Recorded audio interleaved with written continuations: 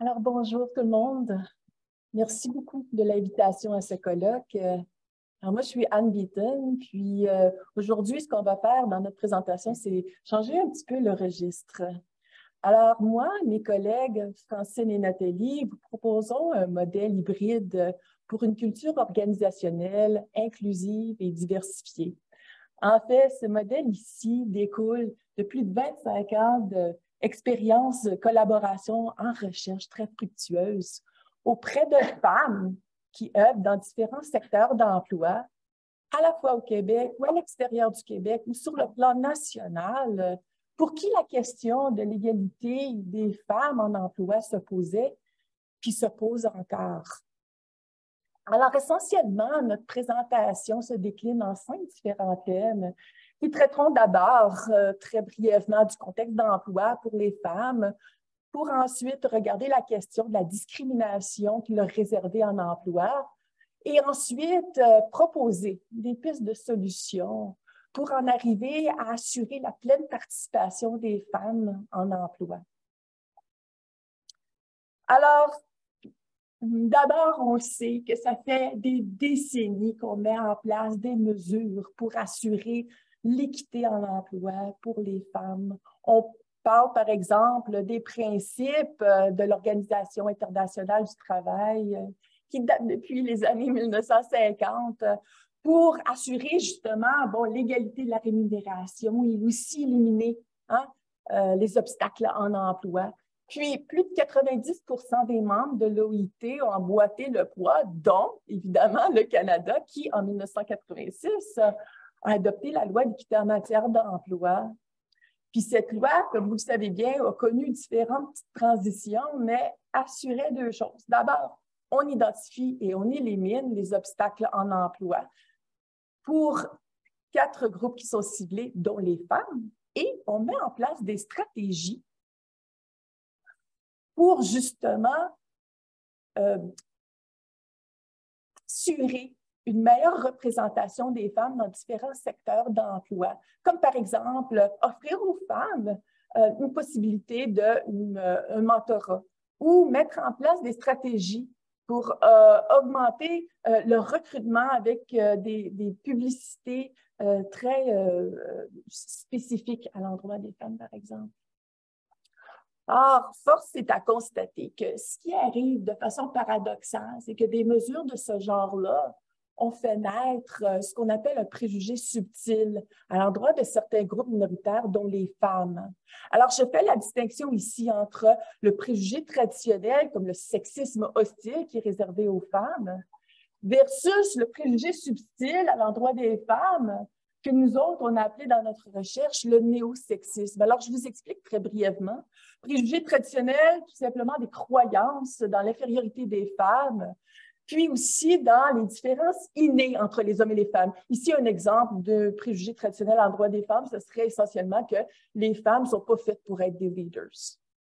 Ensuite de ça, le préjugé subtil, ou ce qu'on a appelé le néo-sexisme, est essentiellement des croyances, mais qui sont adaptées aux normes sociales. C'est comme un conflit entre, d'une part, des valeurs égalitaires qu'on croit comme étant extrêmement importantes, mais aussi des vestiges de sentiments et des croyances très négatives à l'endroit des femmes. Alors, un exemple de ce genre de croyances-là, ce serait que les femmes en demandent trop, que leurs demandes en termes d'égalité sont tout simplement exagérées. Et celle que j'ai toujours bien aimée, c'est « Attends un petit peu, les femmes maintenant commencent à être majoritaires pour avoir des diplômes universitaires. Attends, ça s'en vient l'égalité. » Ouais, j'attends toujours. Alors, ce genre de pratique discriminatoire est en partie un facteur qui explique les conditions des femmes sur le marché de l'emploi.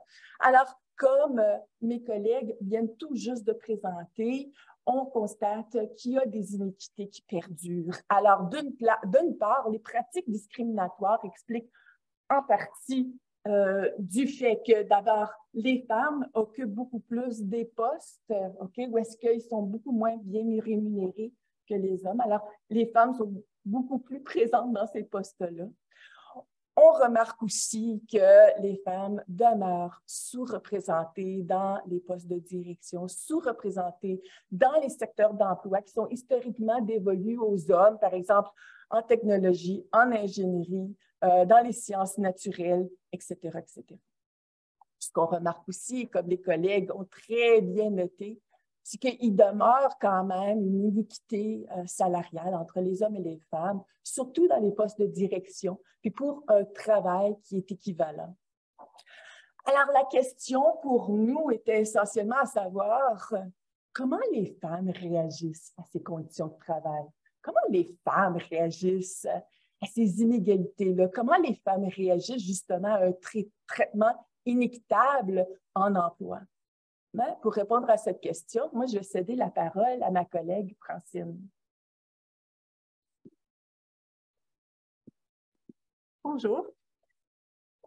Alors, je remercie Anne de m'avoir présenté. Alors, effectivement, ah oui, je change comme ça. Qu'est-ce que je fais? J'utilise ça ici, Francine. Ah, OK, merci. Bon, voilà. OK. On a toujours besoin d'une plus jeune. Alors, nous, on a exploré les effets de la discrimination auprès de différents groupes de femmes, de travailleuses. Alors, dans un premier temps, notre exploration, en fait, a commencé par des groupes de discussion. On a réuni des femmes qui œuvraient dans différentes sphères où elles étaient sous-représentées. On parle de femmes de policières, des femmes cadres et aussi des femmes en politique. Alors, lors de ces groupes-là, les femmes, je vous dirais, ont été très généreuses. Elles nous ont fait part de situations, en fait, qu'on ne retrouve pas dans les livres scientifiques, et aussi de choses qu'on peut vraiment rapporter. Et c'est là-dessus que je vais me concentrer aujourd'hui.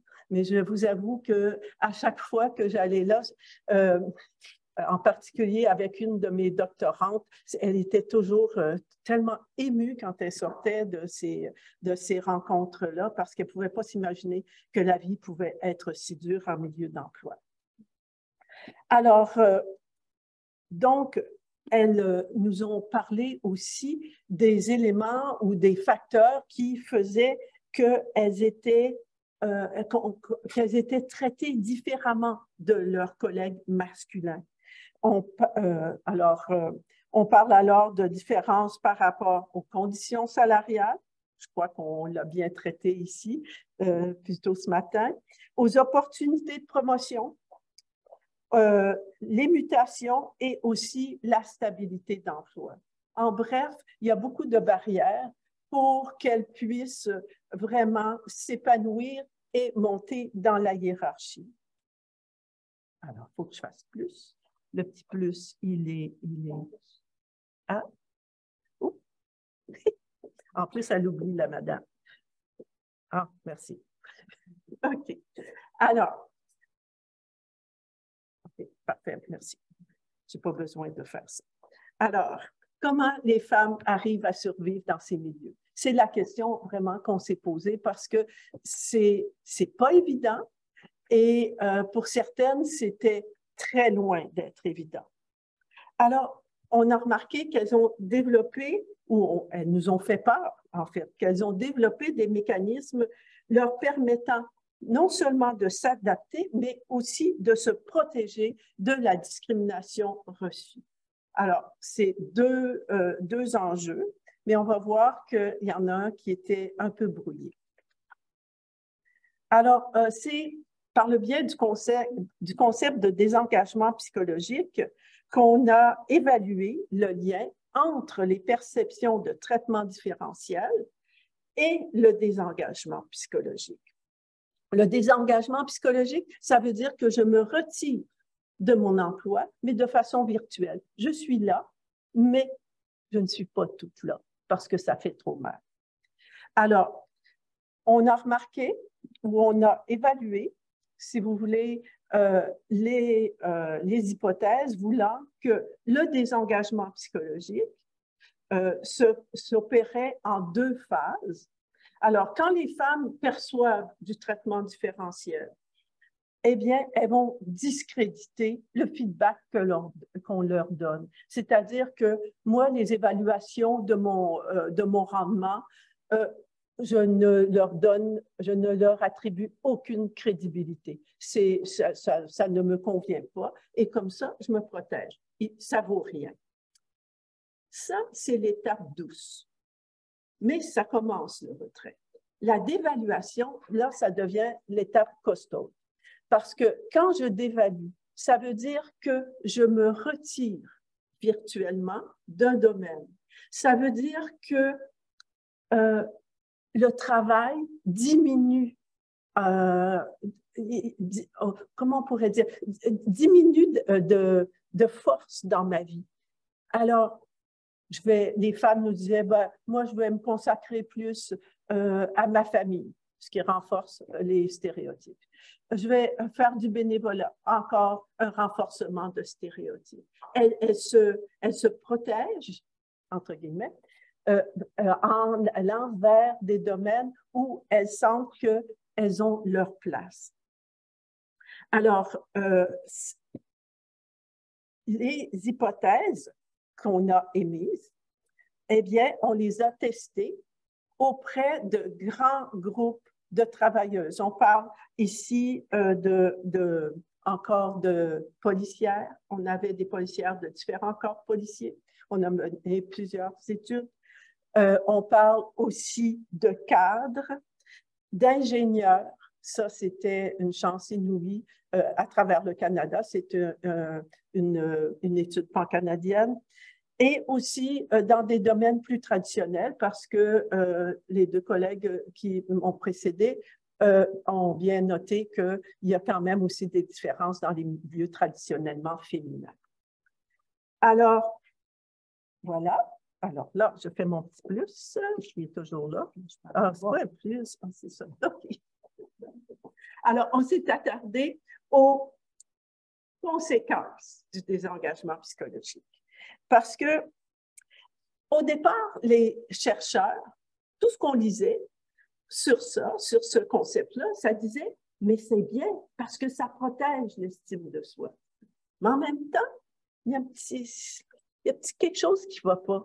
Parce que, voyez-vous, le travail dans la vie ici, dans nos sociétés, hein, c'est un indicateur du statut social.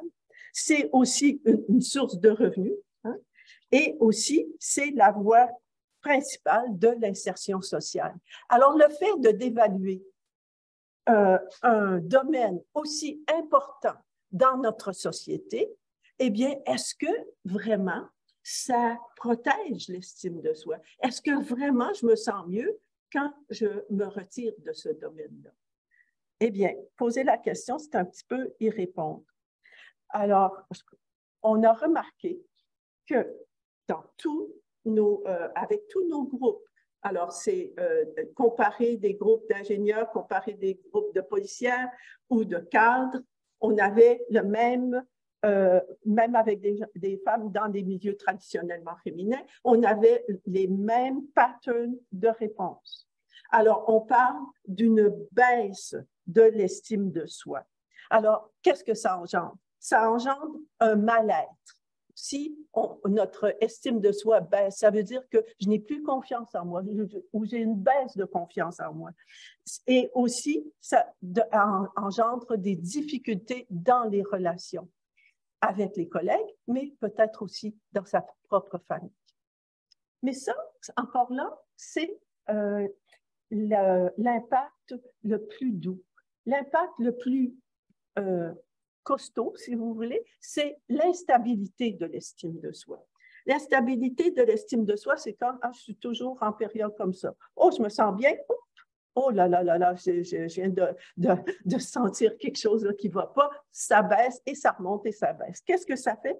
Ça engendre une vulnérabilité chez les gens. Les personnes se sentent facilement menacées. Et en plus, elles réagissent de façon vigoureuse et défensive à la critique et à l'échec, ce qui est vraiment pas bon pour une femme de faire une telle chose. Donc, encore là, on renforce les stéréotypes et ne sont pas capables, les petites madames, de subir cette tension-là. Ça va vraiment pas. Alors, cette vulnérabilité, elle est importante et c'est... moi, ça m'a toujours un peu déçue parce que l'instabilité de l'estime de soi, c'est un chercheur qu'on admirait beaucoup puis qui est décédé tellement jeune. Mais et je ne crois pas qu'il y a eu beaucoup d'études qui ont été faites là-dessus par après. C'est vraiment dommage. Aussi, ça engendre du stress. Encore là, on renforce le stéréotype. OK? Alors, ça provoque des tensions et aussi des problèmes physiques. Aussi, là où ça devient vraiment grave, ce sont des auto-limites de carrière ou des limitations des activités. Je ne veux pas être promue. Je n'irai pas certain aux rencontres sociales pour me faire insulter. Je ne vous raconte pas tout ce qu'on a entendu. Alors, vraiment, les femmes se créent un plafond de verre. Donc, elles veulent rester dans leur petit coin puis être le plus invisible possible. Après cette présentation, vous allez me dire, mais c'est décourageant, c'est déprimant. Sauf qu'on a aussi fait des recherches qui montrent que l'avenir peut être un peu plus rose et un peu plus, pour utiliser ce mot féminin, et un peu plus agréable et un peu plus prometteur pour les femmes. Je passe donc la parole à ma collègue Nathalie Rémy. Merci, Francienne. Alors, j'ai le plaisir de vous montrer un petit peu plus d'optimisme dans cette présentation. Si on dit que le désengagement psychologique nous amène éventuellement à se poser un plafond de verre personnel, c'est comme ça qu'on a appelé le concept.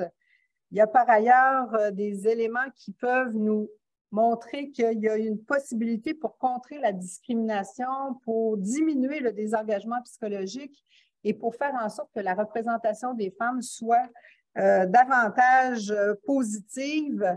Les recherches montrent qu'il y a des stratégies qui nous permettent de mettre en place dans les organisations afin que le nombre de femmes soit équivalent à leur disponibilité dans chaque catégorie d'emploi. Et donc, parmi ces stratégies, on retrouve l'analyse approfondie des effectifs. On retrouve également la révision des critères de sélection pour diminuer les biais ou éliminer les biais lorsque l'on fait des sélections pour des postes dans une organisation. On peut mettre en place des comités d'embauche diversifiés. Ça favorise également l'ouverture à la diversité. On peut également élargir les zones de sélection pour faire du recrutement.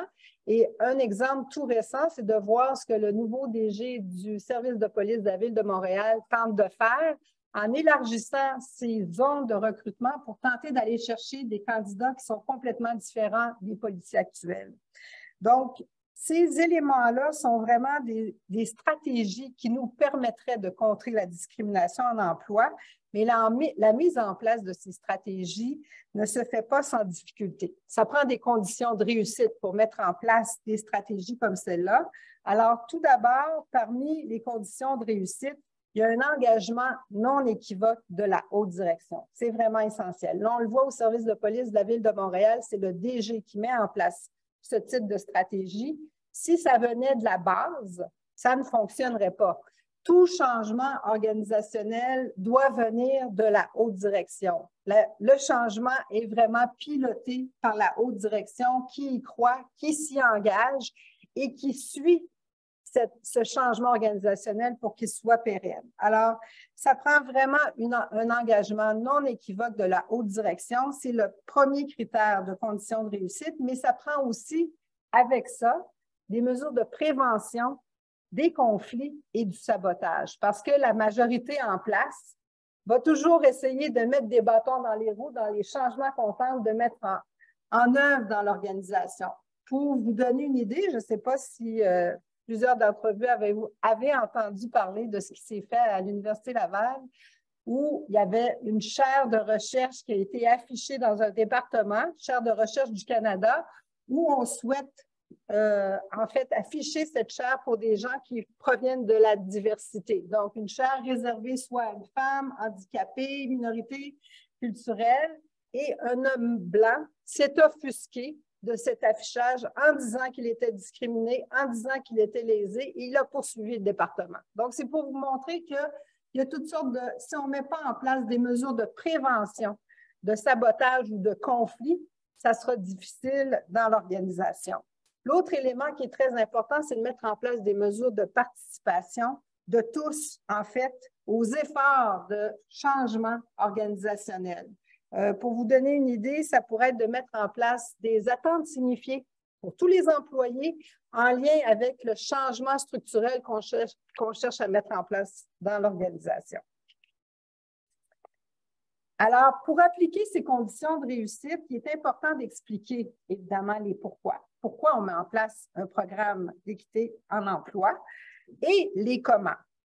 Si on ne le fait pas, bien évidemment, les fausses perceptions vont commencer à se pointer à l'horizon et on va commencer à faire circuler des préjugés à l'endroit des personnes nouvellement nommées, donc à l'endroit des femmes qui vont intégrer les milieux de travail. Alors, pour éviter qu'il y ait des stigmas autour des femmes qui arrivent en poste, il est vraiment très, très important d'expliquer les pourquoi et les comment. Il est également important de mettre en place des pratiques pour augmenter l'efficacité du programme. Alors, quand on parle de pratiques pour augmenter l'efficacité du programme, ça peut être, par exemple, des pratiques où on applique la tolérance zéro face à la discrimination qui est identifiable et repérable. Alors, que ce soit bien dit fortement par chacun des gestionnaires dans sa direction auprès de l'ensemble des employés. On pourrait aussi demander à chaque employé de signer, par exemple, un code de comportement qui exclut la discrimination. Et ça se fait dans certaines organisations, ça se fait dans certaines entreprises, pour ne nommer que la banque CIBC, où on demande à chaque employé de signer un code de comportement qui exclut la discrimination. On pourrait également rendre imputables tous les gestionnaires de l'organisation quant à l'atteinte des cibles et quant à la mise en place de stratégies positives face à la diversité et l'inclusion. Alors, la communication, c'est vraiment de première importance. Alors, je vois ici une directrice de communication. Vous savez à quel point c'est important la communication dans la direction, dans une organisation. Et pour expliquer un programme comme celui-là, c'est vraiment fondamental. Je vois qu'il ne me reste que 3 minutes, alors je vais me dépêcher. Ainsi, quand on regarde le changement, bien évidemment, ça apporte toutes sortes d'éléments positifs, mais ça peut aussi apporter des réactions d'opposition. On en a parlé tout à l'heure, des réactions d'opposition qui peuvent être très claires, très virulents. Et ces comportements d'opposition peuvent faire en sorte que les femmes s'auto-excluent elles-mêmes de postes qui sont affichés. Combien de femmes on a pu entendre qui disent qu'elles sont contre les programmes d'accès à l'égalité parce qu'elles ont l'impression que si elles sont engagées, elles ne sont pas engagées pour leurs compétences, mais plutôt parce qu'il y a eu un programme qui a été mis en place dans l'organisation. Ou encore, combien de femmes on entend qui disent qu'elles sont contre les quotas. Et quand on a fait nos recherches auprès des femmes en politique, toutes nous disaient qu'elles étaient contre les quotas. Alors, quand on regarde tout ça, l'auto-exclusion fait en sorte qu'il y a une sous-utilisation du capital humain. Et quand on regarde la situation actuelle, en 2023, est-ce qu'on a encore le luxe d'attendre que la culture organisationnelle change d'elle-même? Peut-on attendre qu'au fur et à mesure que le nombre de femmes augmente, jusqu'à l'atteinte de la masse critique, on sera enfin devant une organisation avec une culture inclusive? Et si on se fie à une étude qui a été faite par le World Economic Forum en 2018, il faudra attendre 200 ans. Alors, notre impatience nous amène à proposer un modèle hybride, un modèle qui accélère le changement. Ce modèle, évidemment, mise sur des programmes d'équité en emploi avec des mesures d'interdiction de la discrimination et également une initiative pour mettre en place une culture organisationnelle inclusive qui promeut la diversité. Alors, comment faire en sorte d'avoir une culture organisationnelle inclusive? On disait tout à l'heure que ça prend un engagement sine qua non de la haute direction, mais plus encore, ça prend une haute direction qui est l'idée par un leader transformationnel. Pourquoi un leader transformationnel? Parce que toutes les recherches montrent que c'est le type de leadership le plus approprié dans un contexte de changement. Et selon Fortune 1000, qui a comparé les organisations performantes des organisations non performantes en matière de gestion de la diversité et de l'inclusion, les organisations qui performent le mieux sont dirigées par des leaders transformationnels. Ce qui est intéressant, leader transformationnel, ce qu'il apporte, c'est qu'il crée une relation émotionnelle véritable avec les collaborateurs, qui les amène à être motivés, les stimule intellectuellement et cherche donc à développer ses collaborateurs, à susciter leur effort, l'effort de tous, ce qui mobilise l'intelligence collective et qui permet justement d'arriver à des solutions dans lesquelles toutes les organisations en 2023 sont confrontées, pénurie de main-d'œuvre, contexte financier difficile, départ massif à la retraite. Alors, ce qui est super intéressant, c'est que ça se développe, le leadership transformationnel. À la chaire, on a mis en place un programme de développement du leadership transformationnel grâce à des programmes de mentorat, de coaching, d'évaluation 360 sur le leadership et également de recherche et d'apprentissage dans l'action et dans l'observation. Et ce qu'on voit, c'est qu'un leader transformationnel, ça amène vraiment des valeurs d'ouverture, donc ça promeut la valeur d'ouverture de confiance, ça valorise et ça reconnaît les compétences des femmes et ça valorise le partage des connaissances qui est essentiel dans un contexte de départ massif à la retraite. Et finalement, en conclusion, pour aller vers une réelle culture d'inclusion, on a besoin d'un leadership transformationnel qui permet d'utiliser tout. Les cerveaux n'ont plus le loisir de se passer de la moitié du capital humain. On a besoin de reconnaître l'essence du capital humain pour promouvoir le penser autrement. Et quoi de mieux qu'une plateforme? Là, ce sont ici les 5 étapes pour arriver à se penser autrement. Donc, programme d'équité, imputabilité de chaque gestionnaire, développer et sélectionner des leaders transformationnels qui favorisent l'innovation et la collaboration de tous et favoriser également des plateformes comme aujourd'hui où les chercheurs qui ont réfléchi pendant toutes ces années sur comment faire en sorte que les femmes intègrent de façon indépendante, de façon autonome et de façon compétente tous les lieux de pouvoir qu'elles souhaitent avec des décideurs. Alors, je tiens à remercier infiniment le Conseil du statut de la femme pour une plateforme comme celle-ci, mise en place par les organisateurs, organisatrices. Merci de votre écoute.